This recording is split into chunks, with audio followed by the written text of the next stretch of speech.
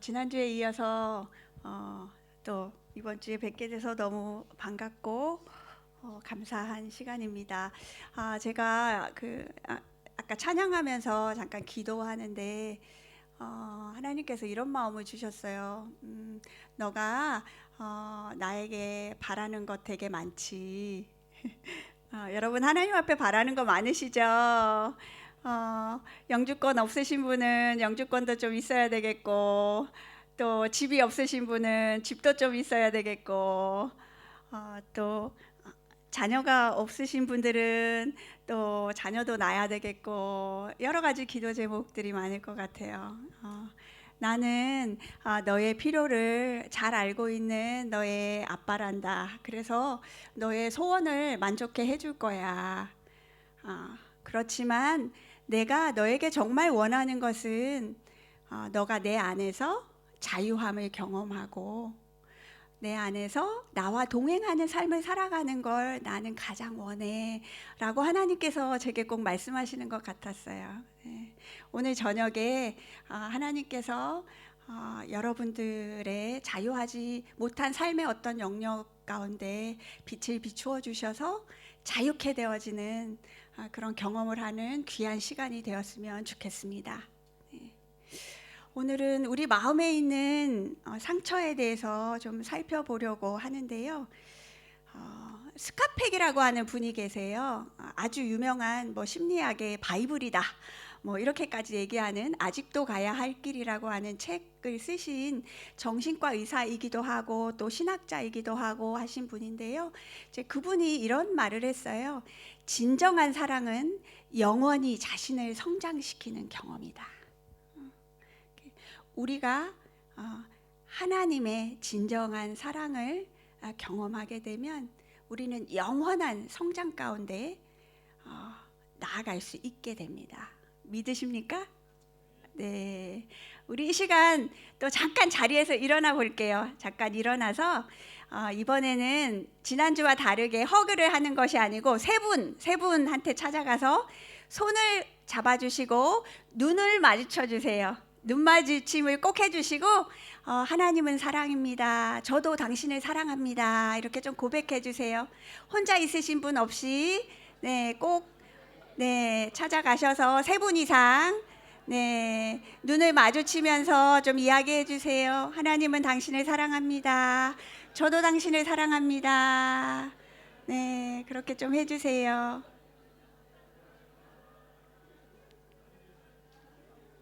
세 분 이상 다 하셨으면 제자리에 오셔도 되겠습니다.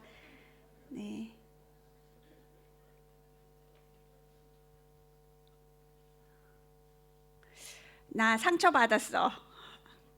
여러분 살아가시면서 상처 많이 받으시죠? 아니신가요? 나는 너무 이제 성숙해서 상처는 안 받고 살아. 그런 분 혹시 계신가요? 거의 없으실 것 같은데요. 상처는 뭘까요? 우리가 살아가면서 이렇게 육체적인 상처를 받으면 바로 밴디지를 붙이고 바로 치료를 받죠. 그에 비해서 마음의 상처를 받았을 때는 빨리 치료를 안 할 때가 많은 것 같아요. 시간이 지나면 해결해 주겠지. 또는 나중에 지금 바쁜 일이 너무 많아 라고 하면서 마음의 상처는 이렇게 우선순위에 두지 않을 때가 많이 있는 것 같아요. 대부분 이 마음의 상처는 언제 치료하려고 하냐면 문제가 생겼을 때, 예를 들면 우울증이 발병이 됐을 때, 또는 배우자가 헤어져 하고 이혼을 요구했을 때, 그럴 때 뒤늦게 마음의 상처를 들여다보게 되는 경우가 많은 것 같아요. 그러다 보면 너무 늦죠. 너무 큰 고통을 경험하면서 마음의 상처를 다루게 되어지는데요. 육체의 상처와 마찬가지로 마음의 상처도 작은 것이든 큰 것이든 다쳤을 때 빨리빨리 치료를 하셔야 여러분이 건강하고 행복하게 살아가실 수 있어요. 마음의 상처는 작게는 섭섭한 일, 교회 안에서도 많이 경험하시죠. 예, 저 같은 경우도 섭섭병에 예전에 많이 걸렸던 것 같아요. 나는 누구누구를 생각하면서 이렇게 봉사하고 노력했는데 그쪽에서 몰라줘 나의 마음을. 이제 그럴 때 섭섭함이 생기죠. 그런 작은 상처들이 있는가 하면 또 가정 안에서 우리 부모님들이 자녀를 잘 교육한다라고 하는 이유로 이렇게 육체적인 체벌을 하시면서 이렇게 좀 학대를 하시는 경우들이 많이 있죠. 네, 그런 것을 통해서 우리는 또 상처를 받기도 합니다. 그리고 또 크게는 뭐 천재지변, 트라우마라고 많이 들어보셨죠? 네, 그런 큰 사건들이 일어났을 때 우리는 또 상처를 받게 됩니다. 그런데 이 상처는요, 말씀드린 것처럼 다루지 않으면 그것이 나중에는 점점 더 커져서 큰 열매를 맺게 돼요.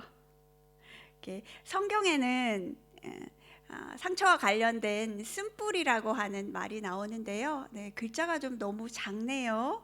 네, 제가 하긴 했는데 제가 읽어드릴게요. 히브리서 12장 15절에 보면 이런 말씀이 있습니다. 너희는 돌아보아 하나님 은혜에 이르지 못하는 자가 있는가 두려워하고 또 쓴 뿌리가 나서 괴롭게 하고 많은 사람들이 이로 말미암아 더러움을 입을까 두려워하고. 쓴 뿌리가 생기면 그것이 괴로움을 주고 많은 사람들에게도 더러움을 입히는 결과가 있다라고 히브리서에서 말씀하고 있어요. 그리고 신명기서에 보면 독한 열매를 맺는 독초의 뿌리와 같은 자들이라고 하는 말이 있어요.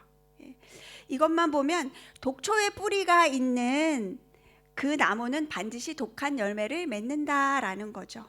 그래서 우리 안에 치료되지 않은 쓴뿌리와 같은 상처가 있으면 그것이 삶 가운데 열매로 나타나서 나뿐만 아니라 주위에 있는 많은 사람들도 함께 괴로움을 겪게 된다라는 것입니다. 여러분 잠깐 생각해 볼게요. 최근에 여러분이 겪었던 좀 기분 나쁘고 또는 내 감정을 상하게 했던 경험들 있으신가요? 한번 떠올려 보세요. 네, 한 가지 떠올리셨으면 두 사람씩 짝을 좀 지어볼까요? 네, 옆에 분과 잠깐 이야기를 나눠볼게요. 혹시 나는 최근에 너무 행복하고 아무런 기분 나쁜 일이 없어 이러신 분들은 초등학교 때 한번 떠올려 보세요. 초등학교 때 내가 섭섭했던 일, 그거 나누셔도 됩니다. 네, 두 사람씩 짝을 지어서 한번 얘기해 보세요. 혹시 알만한 사람이면 이름은 안 밝히셔도 됩니다. 그냥 어떤 일이 사건이 있었고 그때 나는 어떤 감정을 느꼈어요 라고 얘기해 주시면 되겠어요. 예, 두 사람씩 좀 짝을 지어서 짝이 없으시면 조금 옮겨가시고 하셔서 얘기 나눠주시면 좋겠어요. 나는 최근에 이런 일이 있어서 마음이 속상했어요. 화가 났어요. 네, 한번 나눠보세요. 어떤 일이 있었고, 네, 어떤 감정을 느끼셨는지.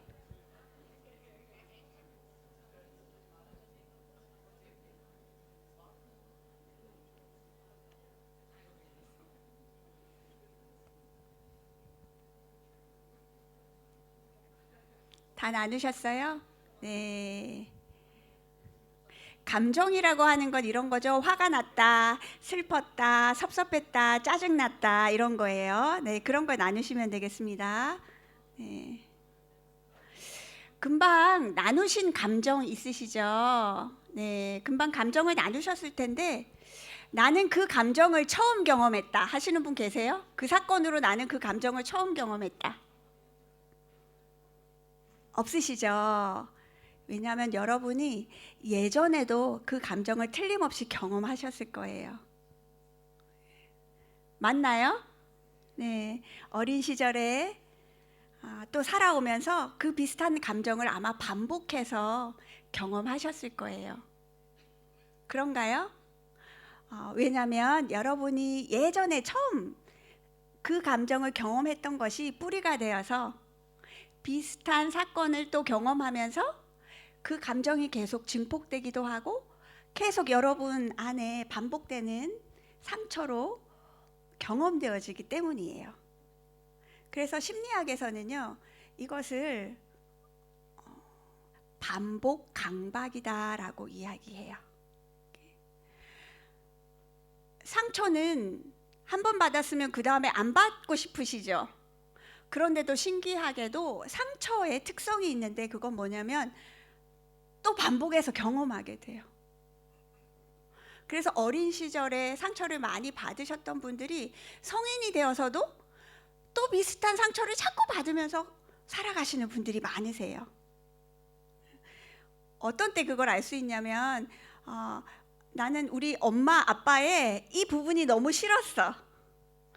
그런데 나중에 나이가 들어서 내가 자녀를 키우다 보니까 어느 순간에 깨달아요. 내가 우리 엄마랑 똑같이 하고 있네? 그럼 경험하시는 경우 많으시죠? 네, 이렇게 좋지 않은 상처는 또 반복되게 되어지는 것이 있습니다. 그래서 상처를 꼭 치유를 해야 된다는 거죠. 그렇지 않으면 나도 모르게 또 내가 원치 않는 죄를 범하게 되기도 하고 또 나도 받았던 상처를 또 누군가에게 똑같이 주게 되기도 하는 것입니다. 얼마 전에 이분이 거기 나왔더라고요. 금쪽 상담소. 네. 되게 유명한 한국의 배우인데요. 이분이 되게 좋은 집안 환경에서 자랐고 또 성악도 전공하시고 좋은 대학도 나오시고 배경이 되게 좋으세요. 그런데 3번이나 이혼의 아픔을 겪게 되셨어요. 이분이 한 번 이혼하고 나서 그 다음에 또 이혼을 하고 싶으셨을까요? 아니었겠죠. 네.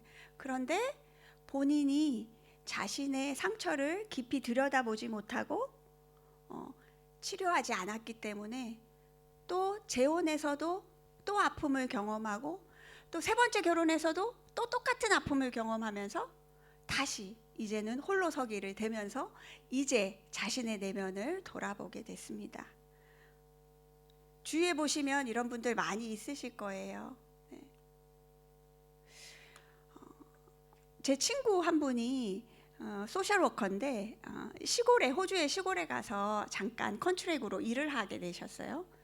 근데 그분이 거기에 있었던 경험을 저한테 이야기를 해주면서 그 시골에서 너무 멋있는 청년 한 명을 만났대요. 이 청년이 20대 초반인데 그 마을에 시골 마을에 해마다 뮤지컬을 만들어서 공연을 한대요. 모든 사람들을 다 모아놓고. 그리고 이 청년은 너무 잘생겼대요. 그리고 엄마 아빠도 너무 완벽하게 좋아요. 그런데 신기하게도 이 청년은 늘 자살에 대한 생각을 하고 있대요. 왜 그런지 도저히 모르겠어. 저한테 얘기를 하시더라고요. 그분이. 그렇게 집안도 좋고 엄마 아빠도 너무 훌륭하시고 또 자신도 잘생기고 또 좋은 직장도 가지고 있고 사람들에게도 선한 일을 하는데 왜 자꾸 자살에 대해서 생각할까? 그런데 이유가 있더라고요. 제가 질문을 막 하면서 혹시 부모님이나 그 할아버지 할머니 때에 어떤 사건이 있지 않았냐고 제가 물어보았는데 알고 보니까 할아버지가 자살을 하셨더라고요. 할아버지가 자살을 하고 고모도 한 분 자살을 하셨어요. 그런데 이 청년의 엄마 아빠는 여동생이 자살을 한 거고 아버지가 자살을 한 거죠. 아버지의. 근데 이 아버지는 한 번도 자녀에게 그런 얘기를 한 적이 없어요. 할아버지에 대한 이야기, 고모가 어떻게 돌아가시게 됐는지 전혀 이야기를 하지 않았는데 이 아이는 무의식적으로 우리 집안에 흘러내려오는 어떤 죽음에 대한 자살에 대한 그런 정서가 전해졌던 거죠. 그래서 이 아이는 이유도 모르면서 나는 자살하고 싶어, 죽으면 어떨까, 이런 생각을 하게 된 거예요. 이렇게 치료가 되어지지 않고 쉬쉬했던 가족의 비밀이었던 가족의 상처가 무의식적으로 세대를 건너서 전달되기도 합니다. 이렇게 상처는 반복되어지는 특성이 있어요. 또 한 가지 예를 더 들면, 제가 상담을 했던 내담자였는데요. 이분이 그러시더라고요. 아버지가 집에서 왕이셨대요.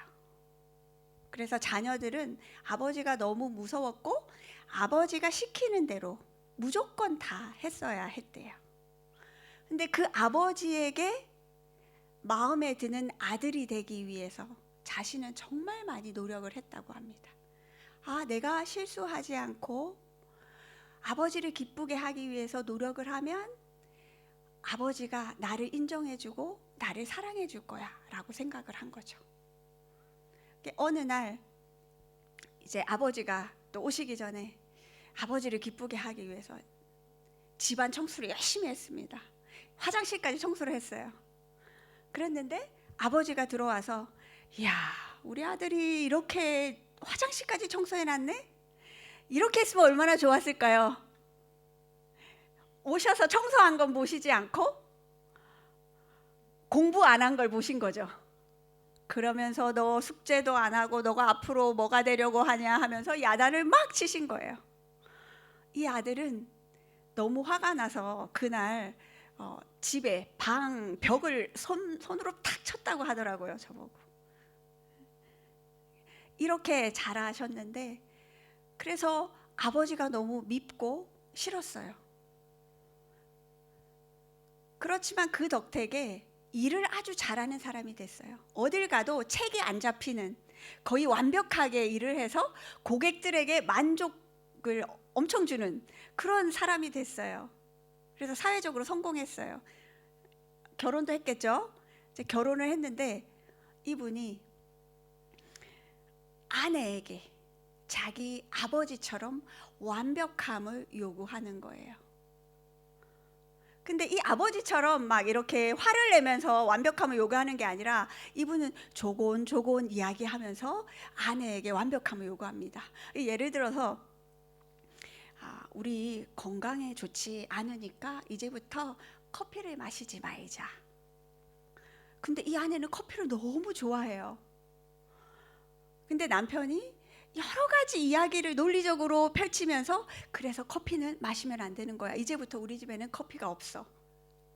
이 아내가 얼마나 힘들었겠어요. 나중에 얘기를 들어보니까 남편 몰래 우럴스에 가서 커피를 사서 차고에 숨겨놓고 남편이 일하러 갔을 때 커피를 한 잔 딱 타서 마시는 거죠. 아내가 얼마나 답답하겠어요. 근데 아내도 이런 남편의 비위를 맞춰주는 게 한계가 있겠죠. 그러다 보니까 점점 남편을 충분히 만족시켜주지 못하게 되고, 또 남편도 아내가 만족스럽지 않아요. 그러던 어느 날 다투다가 자기가 휴지통을 뒤엎고 폭력적인 행동을 하게 되는 일이 생겼어요. 그때 이분이 충격이 되었어요. 내가 아버지랑 지금 똑같이 되어가고 있구나. 그 충격을 받고는 이분이 전화를 해서 상담을 받기로 하셨어요. 그래서 그 이후로 상담을 받으시고 지금은 두 분이 되게 행복하게 살아가고 있으신데요. 이렇게 상처는 치료가 되지 않으면 우리 삶의 여러 가지 모양으로 자꾸 반복되어지는 성향이 있습니다. 왜 상처는 반복될까요? 요즘 여러 가지 연구가 많이 되고 있는데요. 우리가 육체에 상처가 나면 여기에 흉터가 남죠. 마음의 상처도 우리 뇌에 기록이 된대요. 우리 뇌에는 기억을 저장하는 엔그램이라고 하는 세포가 있는데 거기에 상처가 기록이 돼요. 그런데 일반적으로 우리가 낮에 살아가다 보면 여러 가지 사건 사고를 경험하게 되는데, 충격적이지 않은 사건들은 잠을 자면서 정리가 돼요. 잠을 자면서 기억해야 될 것은 장기 기억에 저장하고, 기억하지 않아도 될 것은 그냥 잊어버리게 돼요. 하나님께서 우리 뇌의 기억을 그렇게 저장하도록 만드셨어요. 그런데 상처를 받게 되면 장기 기억으로 잘 저장이 되는 것이 아니라 우리 신경세포에 그냥 탁 스톡이 돼 있어요. 걸려 있어요. 그래서 내가 받았던 상처랑 비슷한 경험을 또 겪게 되면 그 자리가 건드려져요. 그러면서 10년 전에 경험했던 상처가 지금 경험하는 것처럼 막 떠오르면서 흥분이 되고 괴로워져요. 그래서 우리는 상처를 치료하지 않게 되면 자꾸 반복되어지는 거죠. 그리고 예전에 경험했던 거지만 지금 건드려져서 경험되면 그것은 또 새로운 또 상처가 돼요. 어떤 한 여성분이 아버지에게 상처를 되게 많이 받았어요. 그래서 청년 때는 아버지를 너무 미워했어요. 그런데 결혼을 하고 나서 누구에게 상처를 받았을까요? 배우자에게 상처를 받았어요. 배우자에게 상처를 받을 때 예전에 아버지한테 받았던 상처가 같이 올라와요. 그래서 배우자가 0에서 10 중에 한 3 정도의 상처를 줬다면 이분은 한 6, 7로 상처를 경험해요. 왜냐하면 예전에 처리되지 않았던 상처가 한꺼번에 확 올려오기 때문에. 그런데 신기하게도 이분이 아버지를 미워하는 것이 아니라 누구를 미워할까요? 이 모든 것이 배우자로부터 온 거야 하면서 배우자를 열심히 미워하는 거죠. 근데 사실은 그 상처는 배우자도 영향을 준 부분이 있지만 더 이전에 나에게 쓴뿌리로 남아 있었던 치유되어지지 않은 상처가 있었던 거죠. 그래서 상처는 반복된다 라고 하는 특성이 있고요. 또 하나는 상처는 치유가 안 되면 경직된 대인관계를 만들어요. 그래서 상처가 많은 사람은 대인관계를 잘 못해요. 경직된 대인관계는 뭐냐면요, 사람들은 다 다양하기 때문에 사람들을 대할 때 우리는 다양한 모습으로 반응을 해야 되는데 항상 똑같은 방식으로 사람들을 대한다는 거예요. 그렇기 때문에 관계가 항상 어려워요. 혼이라는 사람이요, 이제 그런 어릴 때 상처를 많이 받았던 사람들이 경직된 대인관계를 가지고 있는데 그걸 3가지 모양으로 이야기했어요. 하나는 다가가기, 하나는 대항하기, 하나는 멀리가기. 이게 뭔지 잠깐 설명을 드리려고 하는데요. 이것이 왜 생겨나냐면 처음에 우리가 상처를 누군가로부터 받아요. 받게 되면 그 사람하고 관계가 불편해지겠죠. 예를 들면 아이가 엄마로부터 상처를 받았어요. 그러면서 엄마를 바라보면서 불안하겠죠. 어떻게 해야 우리 엄마가 나를 사랑할 수 있을까? 어떻게 하면 내가 엄마한테 다시 안 맞을 수 있을까? 이런 생각들과 불안한 마음을 가지게 되죠. 이제 그런 불안한 마음을 갖게 되면서 아이는 이렇게 생각해요. 아, 내가 착한 아이가 되면 엄마가 야단을 안 칠 수 있겠네. 그러면서 착한 아이라고 하는 하나의 대인관계의 패턴을 만들어 간다는 거예요. 그러면서 그 아이는 항상 모든 사람에게 내가 착한 사람으로 이 사람을 대하면 이 사람으로부터 인정을 받을 수 있을 거야 라고 생각을 하게 되는 거죠.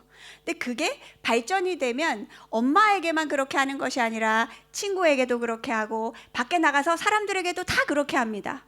그래서 항상 나는 착한 아이로 당신이 원하는 걸 다 해줄게요 라는 사람이 되는 거죠. 얼마 전에 제가 만났던 어떤 여성분이 여러 번 관계에 계속 실패를 했어요. 그 이유가 뭐냐면 이분이 어린 시절에 부모님으로부터 충분한 사랑을 받지 못했어요. 그러다 보니까 이성 중에서 갑자기 나타나서 나는 너를 정말 사랑해 줄 거야. 나는 너의 모든 걸 이해해 줄 수 있어 라고 적극적인 구애를 보이는 사람이 있으면 마음이 확 가는 거예요. 그리고는 어린 시절에 했던 대인관계 패턴, 희생봉사 충성을 하기 시작합니다. 그래서 나를 좋아해 주는 이 사람을 위해서 나는 모든 걸 다 해주리라. 그 사람이 요구하는 모든 걸 다 해줘요. 몸도 바쳐, 돈도 바쳐, 모든 걸 다 바쳐요. 그 사람은 어떨까요? 야, 내가 얘를 좀 예뻐해 줬더니 얘는 내가 하라는 대로 다 해주네. 결국 이분은 반복해서 폭력을 당하는 사람으로 관계가 계속 깨어지는 거예요. 사실은 폭력을 가한 그 사람도 문제가 있지만 이분이 가지고 있었던 경직된 잘못된 대인관계 패턴이 있었던 거죠. 관계는 상호작용 서로 주고받는 것이지 일방적으로 한쪽이 희생하는 게 아니잖아요. 그렇죠? 그렇지만 이분 안에는 그런 도식이 있었던 거죠. 내가 이 사람에게 다가가서 이 사람이 원하는 모든 걸 다 해주면 나의 관계는 행복해질 거야. 좀 전에 제가 예로 드렸던 이 사람의 케이스가 바로 다가가기의 패턴을 가지고 있는 사람이에요.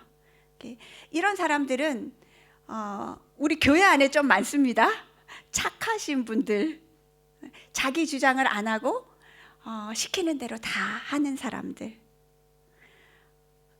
이 사람들은 인정받고 용납받기 위해서 자신을 완전히 희생하시는 분들이에요. 저는 당신이 나를 사랑해 주기만 한다면 제가 모든 걸 다 해줄 수 있어요. 그래서 이런 사람들이 타인을 도와주는 직종에 또 나중에 일을 하게 되는 경우가 많아요. 뭐 저처럼 상담사가 된다거나, 네, 아니면 간호사라던가 이렇게. 그래서 이런 사람들이 자기 자신의 상처를 잘 인식하지 못하면 그것을 미화하게 돼요. 아, 나는 이렇게 그 천사 같은 사람이야. 다른 사람들이 보지 못하는 사람들의 필요를 이렇게 채워주는 사람이야. 물론 우리가 순종하고 다른 사람의 필요를 채워주고 사랑을 행하고 순종하고 하는 거 너무 아름다운 것이죠. 그런데 그것의 중심에 나의 상처 때문에 내가 용납받고 인정받기 위해서 그 일을 한다면 그것은 잘못된 부분이다.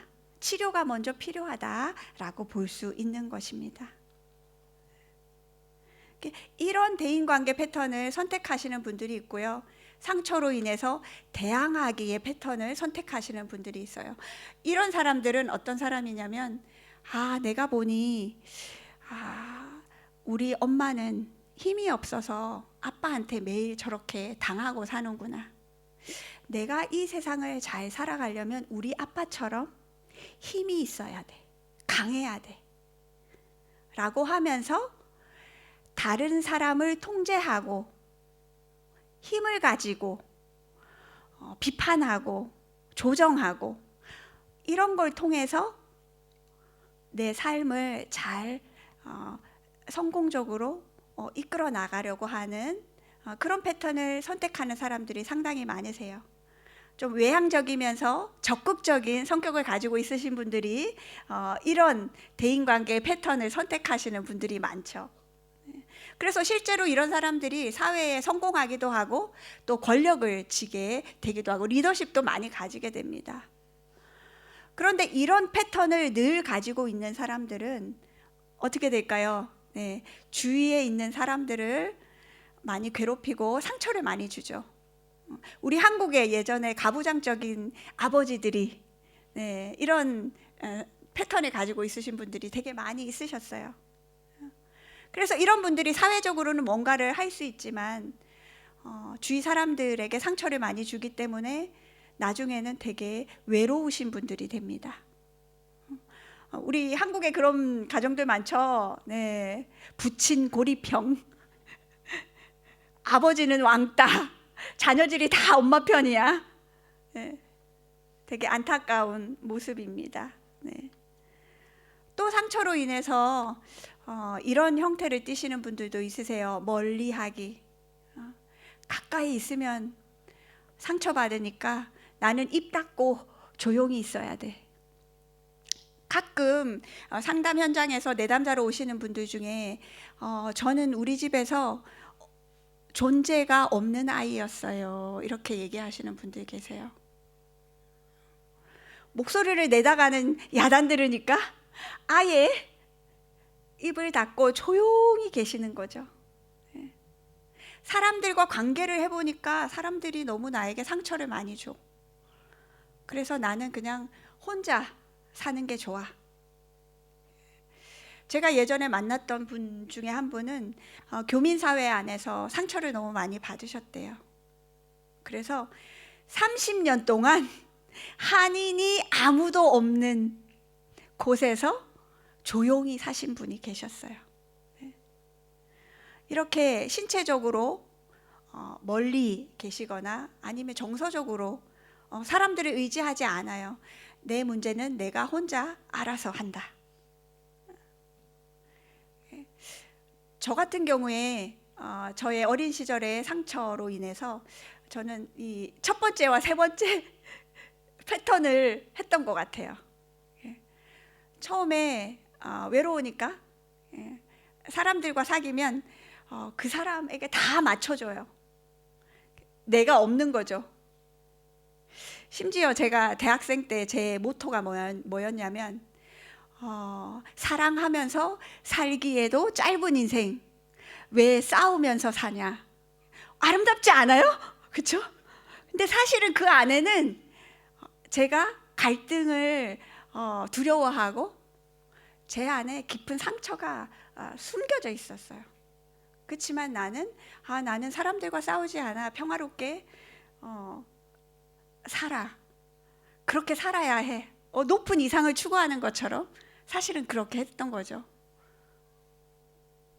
그러면서 사람들을 다 맞춰주기 때문에 사람들과 지내고 나면 되게 에너지가 고갈이 너무 많이 돼요. 그리고는 집에 와서 쉬어야 돼. 근데 교회 안에서 또 사람들을 안 맞춰주면서 계속 있다 보면 나중에 또 섭섭함이 생겨. 나는 이렇게 맞춰줬는데, 이렇게 헌신했는데, 이렇게 봉사했는데 왜 내 마음을 못 알아줘? 그래서 섭섭함이 생기면 나중에는 이제 멀리하게 합니다. 당분간 전화를 받지 않는다던가 종적을 감춰요. 이렇게 멀리하기의 패턴을 선택하는 사람들은 혼자 있으면서 사색하면서 어떤 작품을 만들어내기도 하고 또 예술가가 되기도 합니다. 그래서 이런 대인관계의 여러 가지 패턴들이 다 나쁜 건 아니에요. 그 당시에 그 패턴을 선택한 것에는 그것이 나에게 주는 유익함이 있었기 때문이에요. 내가 착한 아이로 있었더니 엄마가 나를 인정해 주는구나. 아이고 우리 착한 딸. 사실 제가 엄마에게 되게 인정받는 딸이었거든요. 근데 결혼해서 시댁을 가니까 저희 남편을 더 인정해 주고 저를 인정 안 해주더라고요. 그래서 사실 마음이 좀 힘들었어요. 나는 늘 착한 아이로 이렇게 노력을 하면 늘 엄마가 칭찬을 너무 많이 해줬는데, 그리고 엄마가 나를 너무 자랑스럽게 해줬는데 시댁은 완전히 다른 문화고 그게 통하지 않더라고요. 이렇게 한 가지 어떤 패턴을 가지고 있는 사람들은 자신이 그것에 많은 에너지를 쏟기 때문에 그것이 내가 원하는 대로 되어지지 않을 때 큰 좌절과 또 다른 상처와 아픔을 경험하게 됩니다. 그래서 이렇게 치유되어지지 않은 상처는 대인관계 안에서 경직된 반응을 하게 하고 그 안에서 또 상처를 받고 또 상처를 주고 어려움을 계속 갖게 됩니다. 그래서 관계를 하는 것이 더 어려워지는 거죠.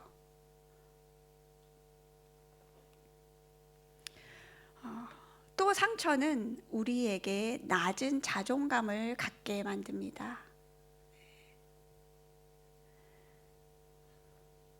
우리가 하나님 안에서 힘있게 증인으로 살아가려면 자신감이 있어야 되겠죠.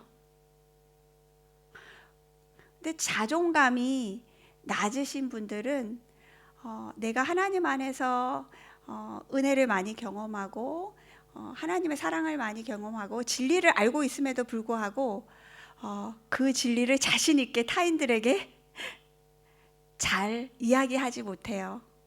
왜? 내가 가지고 있는 진리나 내가 가지고 있는 좋은 것은 보잘것없는 내가 알고 있는 진리이기 때문이에요. 그래서 우리가 하나님 안에서 건강한 사람으로 살아가려면 자존감을 회복해야 돼요. 여기에서 자존감은 교만함이나 내 자신에 대해서 오만한 것이 아니라 내가 가진 진리를 자랑스럽게 생각할 수 있고 또 내 자신이 하나님 안에서 얼마나 아름답고 존귀한 사람인지 이야기할 수 있는 힘입니다. 근데 자존감이 낮으신 분들은 타인의 평가에 아주 집중을 많이 합니다. 그리고 또 내가 얼마만큼 잘하느냐에 자존감을 두고 있어요. 왜 그러냐면 상처가 많으신 분들이 주로 자존감이 낮으신 분들이 주로 어린 시절에 권위자들로부터 비판이나 비난을 많이 받으신 분들이에요. 너 왜 공부 안 했어? 왜 성적이 이래? 너 왜 그렇게 지저분하게 하고 다니니? 너 왜 어른을 봤는데 인사를 안 하니? 여러 가지 비판적인 말들을 많이 들으셨어요. 그래서 그분들 안에는 기준이 아주 높이 형성돼 있어요. 그 기준에 비해서 나는 어떤가요? 그 기준에 도달하지 못하는 사람인 거죠. 그래서 낮은 자존감을 가질 수밖에 없는 거예요. 그래서 상처는 나로 하여금 낮은 자존감을 갖게 만들고 또 그 낮은 자존감으로 인해서 나는 능력 있게 살아가지 못하게 됩니다. 어떤 분들 보면 은사가 되게 많아요. 할 줄 아는 게 너무 많아요. 그런데 자존감이 낮아서 늘 자신이 잘하고 능력 있는 부분을 보잘것없게 여겨요. 그래서 실제로 주위의 사람들도 그것을 인정하지 않게 되는 그런 경우가 많이 있습니다. 제가 아는 어떤 한 분이 우울증에 걸리셨어요. 왜 우울증에 걸리셨냐면 이분이 사모면서 선교사님이셨는데 평생 아주 열심히 일을 하셨어요. 한 번도 쉰 적이 없으셨대요. 열심히 일을 하니까 가족들도 인정해주고 주위 사람들도 인정해줬던 거예요. 그래서 나는 이렇게 열심히 일을 하고 또 사람들에게 인정받는 사람이야 라고 생각을 하셨는데 어느 날 일을 하시다가 갑자기 허리가 나가시면서 하시던 모든 일을 다 내려놓게 되셨어요. 이분은 일을 통해서 나의 정체성을 찾고 그것을 통해서 힘을 내서 살아가는 분인데 일을 전혀 못하시게 되니까 나의 가치가 어떻게 됐을까요? 일을 못하는 나 이퀄 무가치한 사람 이렇게 되신 거죠. 그래서 심한 우울증에 빠지게 됐어요. 그래서 제가 그분과 이야기를 막 나누다가 이분은 일 자체를 자신의 자존감으로 삼고 있으신 분이시구나. 그래서 이분이 우울증에서 벗어나려면 일을 해야 되겠다. 그분이 그렇게 믿고 있으니까요. 네. 그래서 그분과 이야기를 막 나누다가 그러면 저랑 이런 일을 같이 해볼까요? 사실 그때 마침 저희 캔버라에, 저희 학교의 캠퍼스에 아동 도서가 한국에서 기증이 돼서 엄청 많이 오게 됐어요. 그래서 제가 그분에게 제안하기를, 사모님, 우리 여기다가 아동 도서관을 만들까요? 아동 도서관을 만들어서 아이들에게 책도 읽어주고 도서관을 운영하고 또 좋은 프로그램도 같이 하면 좋을 것 같아요. 그래서 그분과 제가 기도하고 좀 준비하면서 캔버라에 아동 도서관을 열게 됐어요. 그러면서 이분이 다시 조금씩 일을 하시게 되고, 그러면서 우울증에서 벗어나시게 되셨거든요. 근데 이분이 우울증에 빠진 이유가 내가 어떤 일을 할 수 있느냐에 자신의 정체성을 두었기 때문에 우울증에 빠질 수밖에 없었던 거죠. 그런데 우리의 정체성은 내가 무엇을 하느냐, 타인이 나를 어떻게 보느냐, 엄마가 나를 어떻게 말하느냐에 있지 않습니다. 그쵸? 우리의 정체성은 어디에 있나요? 네. 하나님이 나를 어떻게 보느냐. 네. 하나님이 나를 보느냐는 변치 않아요. 똑같아요. 그렇기 때문에 우리는 거기에 우리의 정체성을 둘 때 우리는 어떤 일이 일어나도 흔들리지 않아요. 그런데 타인이 나를 어떻게 보느냐, 내가 무슨 일을 하느냐에 정체성을 두면 우리는 어떻게 될까요? 환경에 따라, 시간에 따라 나의 가치가 흔들려요. 바뀌어요. 사람들이 막 칭찬해주면 내가 멋있는 사람이 된 것 같고, 내가 일을 잘하면 내가 능력 있는 사람이 되는 것 같고, 상처 입은 사람들은 이런 것에 많이 휘둘리세요. 그래서 우리가 하나님 안에서 바른 정체성을 발견하고 자존감을 발견하면 우리는 휘둘리지 않는 그런 강한 자존감을 갖게 됩니다. 이 두 번째 화살이라고 하는 건 뭐냐면요, 낮은 자존감을 가진 사람들은 자신에게 두 번째 화살을 많이 쏘세요. 이게 무슨 말이냐면 우리가 살아가다 보면 상처를 종종 받게 되죠. 네. 타인이 나에게 첫 번째 화살을 쏘아요. 그게 첫 번째 화살이에요. 그런데 자존감이 낮은 사람들은 두 번째 화살도 쏴요. 그건 뭐냐면 내가 나에게 화살을 쏴요. 그래, 내가 그런 말 들을 만하지. 내가 어리석어서 그래. 다 나 때문이야. 라고 하면서 자기도 자신을 비난해요. 그런데 상처를 많이 받은 사람들은 이게 되게 자연스러운 일이에요. 부모로부터 계속 안 좋은 이야기를 들었기 때문에 내 안에는 나는 가치 없는 사람, 나는 어리석은 사람, 나는 멍청한 사람, 나는 부족한 사람. 그래서 타인이 나를 공격하면 그래, 역시 나는 부족한 사람이었어. I'm not enough 라고 생각하는 거죠. 나는 충분치 않아. 나는 뭔가 문제가 있어. 여러분이 상처에서 벗어나기 위해서 이제 두 번째 화살은 쏘지 마세요. 첫 번째 화살만 쏘시고 두 번째 화살 대신에 하나님 앞에 나아가는 그런 은혜가 있으면 좋겠습니다. 네. 그리고 한 가지만 더 말씀드리면, 상처의 특성 중에 하나는 과거와 미래에만 초점을 맞추게 하고 현재를 잘 살아가지 못하게 해요. 여러분, 누군가로부터 상처받고 나면 혹시 하루 종일 그거 생각하지 않으세요? 집에 와가지고, 야, 아까 그 자매님 어떻게 나한테 그 말을 할 수가 있지? 자기도 예전에 그런 일 경험했으면서 왜 나한테 그런 말 하는 거야? 도대체 그분은 나에 대해서 도대체 어떻게 생각하는 거야? 이러면서 꼬리에 꼬리를 물면서 그 생각 안에 자꾸 들어가서 그 소가 이렇게 음식을 다시 하듯이 자꾸 반추하시죠. 또 생각하고 또 생각하고. 그러다 보면 지금 내가 저녁을 지어야 되는데 저녁도 안 하시고 현재의 일을 하지 못하게 만듭니다.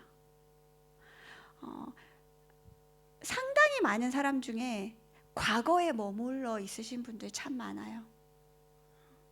내가 과거에 이 남편만 안 만났더라면, 이 여자와 결혼만 안 했더라면, 이렇게 후회하시면서 계속 과거를 생각하시는 분들도 계시고요. 제가 아는 어떤 분은 내가 그때 미국으로 유학을 갔어야 되는데 그때 유학을 안 가는 바람에 내가 지금 내 남편을 만나서 지금 내가 이렇게 살고 있어. 그걸 계속 반복해서 생각하셨던 분이 계세요. 또 최근에 제가 만난 어떤 아이는 학교를 고등학교 1학년 때 자퇴를 했어요. 근데 그거에 대해서 지금 고3이 됐는데 계속 후회하는 거예요. 내가 그때 자퇴를 안 했더라면 이렇게 달라졌을 텐데 그때 너무 후회스러워요. 계속 과거에 머물러 있어요. 또 어떤 분들은 반대로 지금의 상처가 너무 크고 과거의 상처도 해결이 안 됐기 때문에 자꾸 허황된 새로운 비즈니스, 새로운 꿈만 자꾸 꾸면서 지금 현재의 내가 오늘 해야 되는 일들을 하지 못하시는 그런 분들도 많이 있습니다. 그래서 이렇게 상처는 해결이 되지 않을 때 우리 삶에 이런 많은 역기능들을 일으키게 됩니다. 어쩌면 우리가 믿음이 성장하지 않고 하나님을 위해서 내가 좀 더 위대한 일을 하고 싶고 영혼 구원도 하고 싶은데 그것이 잘 되어지지 않는 이유가 여러분 안에 치유되어지지 않은 상처가 있기 때문일 수 있습니다. 상처는 하나님과의 관계에 영향을 미쳐요. 상처에 너무 몰입이 되어서 하나님 앞에 나아가지 못하게 될 수 있고요. 또 상처로 인해서 하나님을 신뢰하지 못하게 되어지는 그런 경우도 많습니다. 그리고 상처는 아까 말씀드린 것처럼 대인관계에도 영향을 주고요. 자존감에도 영향을 주고요. 또 현재의 삶을 잘 살아가지 못하게 합니다. 그래서 어떻게 해야 될까요? 상처 치유하셔야 되겠죠. 네. 근데 상처 치유가 기적처럼 오늘 한번 기도한다고 짠! 치유가 다 되는 거 아니에요. 여러분이 상처받았던 것도 과정이 있었던 것처럼 치유되어지는 것도 과정이 필요해요. 점점 하나님 안에서 치유를 경험할 수 있습니다. 그렇지만 오늘이 바로 그 치유의 시작의 날이 되어질 수 있어요. 그래서 오늘 좀 여러분이 하나님 앞에 나가서 먼저 쓴뿌리를 좀 찾으시면 좋을 것 같아요. 쓴뿌리는 나의 삶에 가장 처음 경험했던 어린 시절에 경험했던 상처들이에요. 그것이 뿌리가 되어서 또 다른 상처들을 낳고 많은 열매들을 맺게 되었기 때문이에요.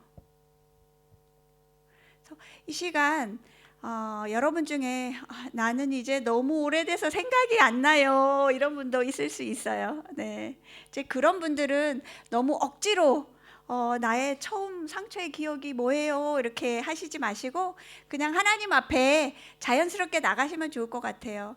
하나님, 제가 자주자주 상처를 받고 지금도 사람들과의 대인관계도 어렵고 내 마음이 늘 괴롭고 힘든데요. 하나님, 이 상처가 어디로부터 왔는지 하나님 좀 보여주세요 라고 하나님 앞에 좀 기도하셨으면 좋겠고요. 그렇게 했는데도 하나님이 잘 떠올려 주시지 않으시는 분들은 최근에 경험한 아까 상처받았다는 얘기 나누셨죠? 그걸 한번 떠올려 보세요. 그러면서 그것과 비슷한 상처를 경험한 적이 또 언제 있었지? 하나님, 제가 언제 그런 비슷한 상처를 또 경험했나요? 하다 보면 여러분의 상처가 하나 건드려지면 그게 거미줄처럼 다 연결돼 있어서 또 다른 상처가를 하나님께서 보여주실 수 있어요. 그러면 그것을 가지고 하나님 앞에 나아가시면 하나님이 하나씩 하나씩 보여주시면서 치유를 경험하실 수 있게 됩니다. 저 같은 경우에 어린 시절의 상처로 인해서 수치감이 되게 많았어요. 특별히 저는 이렇게 하나님께 생각했어요. 하나님, 저는 제가 가지고 있는 상처 자체도 왜 이렇게 수치스러운 상처죠? 이렇게 제가 말씀드렸던 적이 있어요, 하나님께. 제가 누구처럼 어떤 사역자처럼 어릴 때 너무 아주 큰 상처를 받았지만 제가 지금 이렇게 멋있게 치유를 다 경험하고 지금은 다른 삶을 살고 있어요. 차라리 그런 경험을 나도 했더라면 앞에 나가서 간증도 이렇게 멋있게 하고 사람들에게도 임팩트를 팍팍 줄 텐데, 하나님, 제 상처는 왜 이렇게 찌질해요? 상처도 찌질하고 좀 수치스러워요. 제가 이렇게 하나님께 얘기했던 적이 있었습니다. 어떤 상처들이냐면요, 뭐 이런 거. 이렇게 어릴 때 저희 가정이 교회에 살았는데요. 어느 날 부모님이 교회를 가고 저희 남매 3명이 집에 딱 있었는데 도둑이 들어왔어요. 도둑이 저희 집 부엌에 들어가서 식칼을 들고 교회 가운을 입고 저희 집에 딱 들어왔어요. 근데 저는 아무런 눈치 없이 그냥 막 신나게 놀고 있었고, 장난감을 가지고 막 놀고 있는데 저희 언니가 갑자기 저를 옆구리를 찌르면서 미진아, 도둑이야, 도둑, 그렇게 얘기를 하는 거예요. 그래서 제가 순간 도둑이야 하고 소리를 질렀어요. 그랬더니 그 도둑이 식칼을 가지고 제 목에다가 이렇게 탁 갖다 댔어요. 어린 아이로서 제가 얼마나 두려웠겠어요, 그렇죠? 그래서 제가 어떻게 했냐면 두 손 두 발을 이렇게 막 빌면서 오빠 살려주세요 이렇게 했어요. 여러분 지금 웃으시죠? 저도 지금 생각해보면 그냥 귀여워요. 근데 제가 제 상처에 대해서 되게 수치스럽게 생각했을 때는, 야, 나는 비굴하게 도둑 앞에서 이렇게 오빠 살려주세요, 그게 뭐야? 그것 자체를 되게 엄청 수치스럽게 생각했어요. 나는 참 좀 멋있게 반응할 수 있는데 그것밖에 안 되네? 이런 생각. 또 한 번은 어떤 게 있었냐면, 제가 친구 흔들이 샤프를 잃어버렸어요. 그 당시에 흔들이 샤프가 처음 나왔어요. 이렇게 착착착 하면 심이 나오는 그런 샤프였거든요. 근데 그게 너무 신기한 거예요. 그래서 내가 하루만 갖고 놀자 하다가 그 다음날 딱 보니까 잃어버린 거예요. 없어졌어요. 그래서 제가 저희 엄마가 너무 무서워서 엄마에게 얘기를 못 하겠는 거예요. 제가 교회를 열심히 다녔는데 저희 아버지가 돈을 하나도 안 주셨어요. 너무 가난하셔가지고 돈을 안 주셨는데 주일날만 돈을 주셨어요. 뭐 하라고? 헌금하라고. 그래서 이제 아버지가 헌금을 딱 줬는데 헌금함에 넣어야 되잖아요. 헌금함에 안 넣고 빈 봉투만 넣고, 제가 그 돈을 내가 한 5주 정도만 모으면 친구한테 갚을 수 있겠다 하고는 가방에다가 그 돈을 넣었어요. 그리고는 첫 주는 성공적으로 친구한테 줬어요.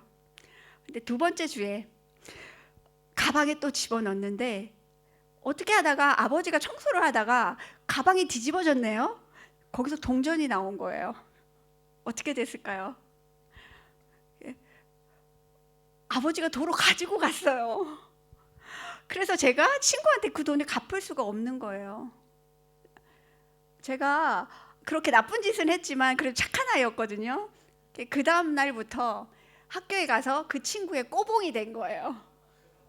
그 친구가 시키는 대로 다. 되게 비참하죠? 그걸 1년 동안 했어요. 1년 동안 하고 연말에 제가 하나님께 기도를 했어요. 하나님, 제발 내년에는 저 아이와 같은 반이 되지 않게 해주세요. 눈물을 흘리면서 기도를 했어요. 감사하게도 그 다음 해에 그 아이가 같은 반이 안 됐어요.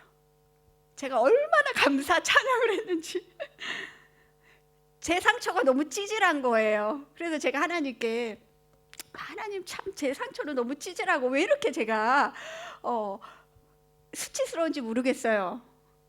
그렇게 고백을 했는데 어느 날 하나님께서 기도하는데 저에게 그러시더라고요. 너는 그때 그냥 평범한 어린 아이였어. 어린 아이였을 때 누구나 다 그렇게 할 수 있어. 수치스러워할 필요가 없어. 하나님께서 제게 그렇게 말씀하시고 나서 지금 제가 이렇게 저의 상처를 여러분에게 편안하게 이야기할 수 있게 됐습니다. 제 안에 있는 깊은 나는 뭔가 다른 사람보다 부족한 사람이야, 문제가 있는 사람이야, 수치스러운 아이야 라고 했던 것으로부터 하나님께서 저를 자유케 해주셨습니다. 여러분은 어떤 상처가 있는지 모르겠어요. 어쩌면 저보다 더 깊은 상처가 있으실 수도 있고 더 작은 상처가 있으실 수도 있는데요. 하나님께 나아가서 하나님께 좀 구하면 좋겠습니다. 하나님, 제 안에 치유가 필요한 쓴뿌리가 어떤 것이 있나요? 하나님 좀 보여주세요. 그리고 그 장면 가운데 여러분 성령님을 초청하시면 좋겠습니다. 그래서 하나님은 상처받은 그 아이, 상처받은 과거의 나에 대해서 하나님은 어떻게 말씀하시기 원하시는지 여러분이 들으시면 좋겠어요. 제가 상담했던 어떤 한 분이 어느 날 자고 일어나니까 엄마가 집을 떠나고 없었대요. 너무너무 슬펐대요. 그때부터 이 형제는 아버지와 살게 됐어요. 그래서 늘 마음 안에 어머니로부터 버림받았다라고 하는 생각이 있었어요.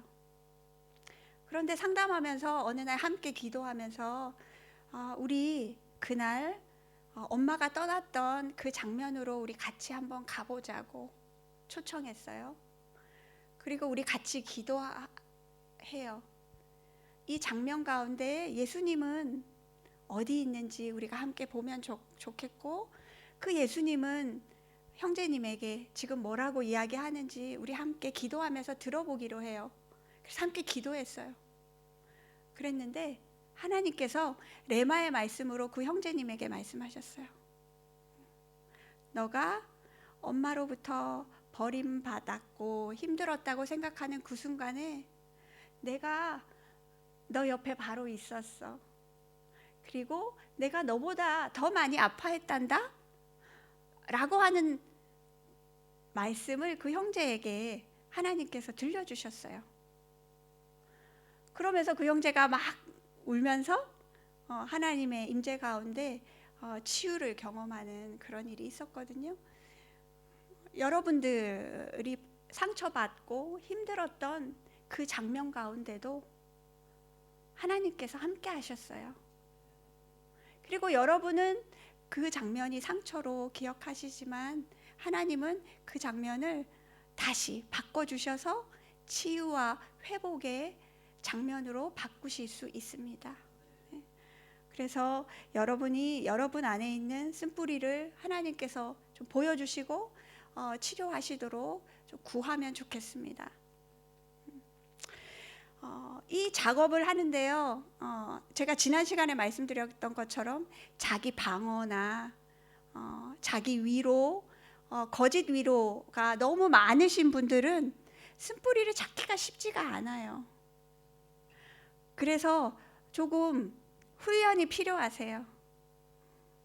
오랜 시간 동안 내 상처를 들여다보지 않았기 때문에 그런 분들은 매일매일 묵상을 하시면 좋아요.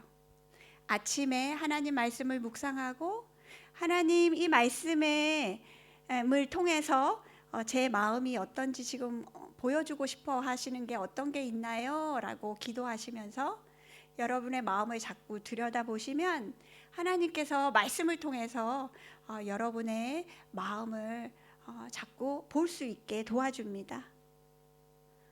그리고 일기를 쓰시는 것도 좋아요. 요즘 한국의 예수 동행 일기, 네, 많은 사람들의 삶을 변화시키고 있는데요. 하나님 안에서 매일매일 자신의 삶을 들여다보니까 변화가 일어나는 거죠. 여러분 내면에 성장을 가져오시려면 이렇게 저널을 쓰는 것, 일기를 쓰는 것도 도움이 됩니다. 그렇게 하면서 여러분이 날마다 하나님의 임재 가운데 들어가기를 힘쓰시면 좋겠습니다. 어린 아이들이 엄마 아빠가 가장 안전한 대상이잖아요. 그런데 이제 한 18개월 지나고 나면 아이들이 세상에 대해서 막 탐색을 해요. 이것저것 다 만지고 바깥에 나가요. 뛰어놀아요. 그런데 다치면 어떻게 하나요? 막 울면서 엄마한테 막 달려가요. 엄마, 나 무릎 다쳤어. 그래서 엄마가 안아주면서 아유 아프겠다 후 불어주고 반창고 붙여주고 껴안아주면 아이가 어떻게 되나요? 다시 편안해져서 나 다시 놀러 갈래. 그리고 밖에 또 놀러 가요. 그런 것을 여러분 하나님 안에서 반복하셔야 돼요. 여러분이 마음의 상처를 입으시면 다시 하나님께 달려가세요. 하나님의 임재 가운데 들어가셔야 돼요. 하나님, 나 오늘 이런 일 때문에 지금 너무 힘들고 어려워요. 그래서 여러분 하나님이 붙여주시는 반창고 바르시고 하나님의 위로 받으시고 하나님의 진리로 여러분의 거짓말을 바꾸시고 그래서 하나님 안에서 다시 기쁨과 평안을 찾으셔서 또 다시 이제 세상으로 나가셔야 됩니다. 그렇게 할 때 여러분의 상처가 계속 치유가 되어질 수 있어요. 여기 보면 앤드류 머레이가 쓴 책에 나오는 하나님의 임재 가운데 들어갈 때 우리에게 경험되어질 수 있는 것들이 여기 6가지 있어요. 수용, 확언, 애정, 인정, 칭찬, 조정. 하나님의 임재 가운데 나가면 우리는 세상에서 경험할 수 없는 온전한 수용을 경험하고요. 온전한 칭찬, 확언을 받을 수 있고요. 너 최고인 내 딸이야 라고 하는 말을 들으실 수 있습니다. 그리고 여러분의 잘못된 모습들이 진리 가운데서 발견되어질 수 있어요.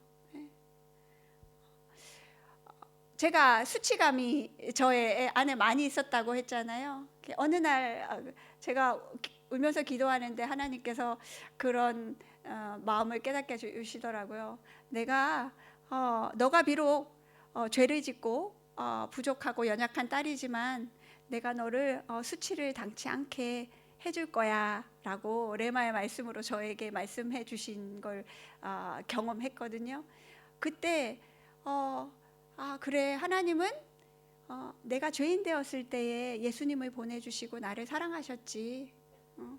사람들은 나에게 어떻게 말하고 어떻게 반응할지 와 상관없이 하나님은 어떠한 상황에서도 나를 수치스럽게 여기지 않으시는구나. 그러면서 제가 다시 힘을 내서 또 일상생활로 돌아갈 수 있었습니다. 그래서 여러분이 이렇게 하나님의 임재 가운데 자꾸 들어가시기를 그래서 그 안에서 더 많은 치유와 자유하심을 경험하시기 바랍니다. 그리고 여러분이 쓴뿌리를 치료하기 위해서 여러분 안에 있는 누군가를 미워하는 마음 용서를 통해서 내려놓으셔야 온전한 치유를 경험할 수 있습니다. 이제 상담을 하면서 만나는 사람 중에 제일 힘든 사람이 어떤 사람이냐면 과거에 많은 상처를 경험했기 때문에 나는 절대로 나에게 상처를 준 이 사람을 용서할 수 없어요 라고 하는 사람들이 참 회복이 어려워요. 용서 못하는 것이 그 사람에게는 장애물이 돼서 치유로 가지 못하게 만들어요. 물론 용서는 쉬운 게 아니에요. 저는 사실은 예전에는 되게 교만하고 하기도 했는지 용서가 어렵지 않다라고 생각했어요. 그때까지는 내 삶의 상처가 그렇게 너무 큰 것은 경험하지 못했던 것 같아요.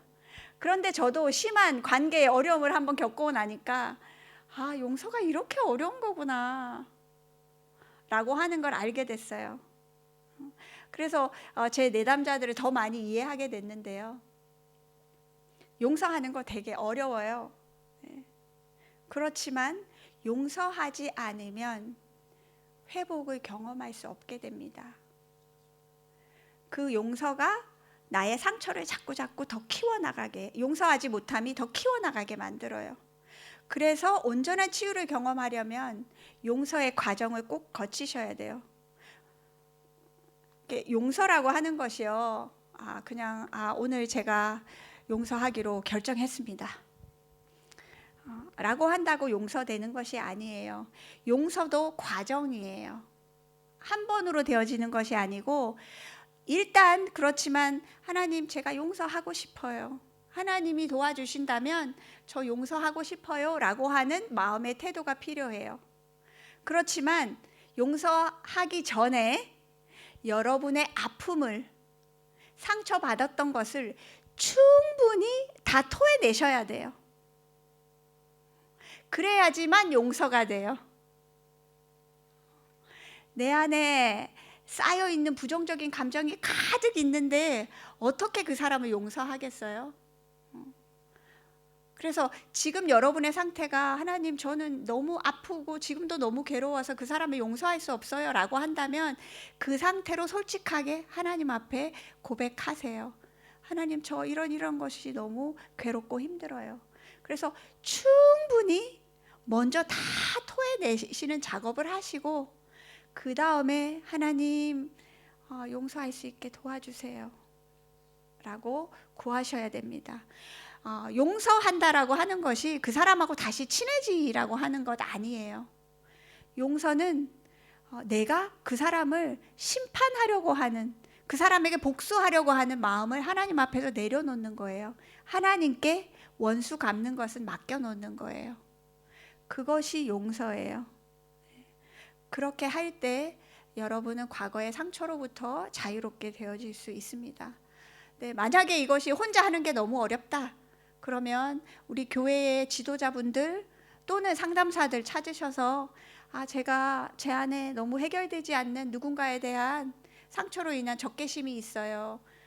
이 부분을 좀 해결할 수 있도록 도와주세요, 기도해 주세요 라고 해서 대신 좀 표현하는 그런 시간들을 가지는 것이 필요합니다. 그리고 과거의 상처로부터 벗어나려면 감사하는 마음을 가지실 때 회복의 길을 걸을 수 있는데요. 나한테 이렇게 상처가 많은데 무슨 감사는 감사야? 네, 이렇게 하실 수 있으실 것 같아요. 네. 용서와 감사는 우리가 할 수 있는 영역이 아니에요. 성령님께서 도와주셔야 돼요. 하지만 여러분이 하나님 앞에서 제가 용서하고 싶고 감사하고 싶어요, 하나님, 은혜를 구하면 하나님은 반드시 길을 열어주십니다.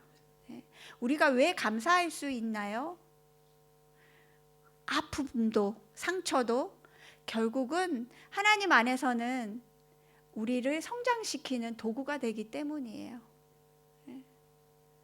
제가 경험한 상처, 예전에는 너무나 수치스럽고 괴로웠지만 하나님의 안에서 치유가 되었을 때 그것은 누군가를 돕는, 누군가를 이해하는 좋은 도구가 됐어요. 그래서 헨리 나우에는 이렇게 말했죠. 상처 입은 치유자. 하나님께서는 우리를 상처 입은 치유자로 세우시기 원하십니다. 우리의 연약함을 들어서 하나님의 강함을 드러내시기 원하십니다. 그래서 우리는 감사할 수 있는 거죠.